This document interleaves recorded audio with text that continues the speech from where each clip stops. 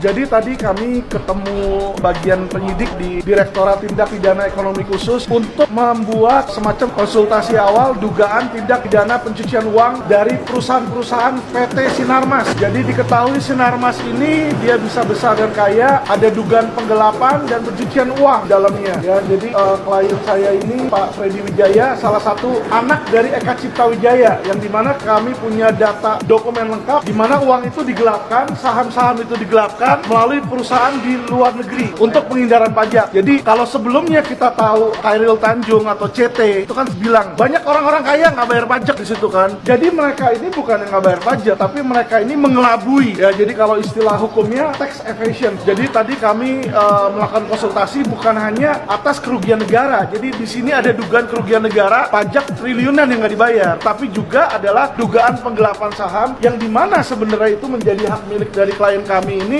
digelapkan seolah-olah menjadi pemilik anak-anak dari istri yang pertama. Sebenarnya dugaan penggelapan itu pertama kali kami ketahui dari akta lahir beberapa orang anak Eka Wijaya yang akta lahirnya palsu atau tidak terdaftar di Disdukcapil. Nah, konsekuensi hukumnya apa? Kalau akta lahirnya palsu, berarti KTP-nya menjadi KTP tidak sah, dan KTP ini digunakan untuk akte pendirian dari perusahaan-perusahaan PT Sinarmas. Ya, jadi kayak Smart Corporation, Kiwi Kimia, itu dasarnya ini adalah dokumen palsu. Sehingga apa? Pemiliknya ini adalah pemilik yang kami duga fiktif. Karena apa? Akta lahirnya palsu. Nah, konsekuensi hukumnya apa? Kenapa sih dibikin seperti itu? Ya kan, satu adalah bisa jadi dia buat seperti itu karena dia punya identitas lain untuk bisa mendapatkan dua kewarganegaraan. Juga dia bisa pergunakan identitas palsu tersebut untuk membuat perusahaan di luar negeri. Itu yang tadi yang dugaan kami itu emeritus itu dibuat ya supaya apa? Untuk menghindarin pajak dan menggelapkan pajak. Nah, ini dibongkar, mulai terbongkarnya karena dari situ awalnya kami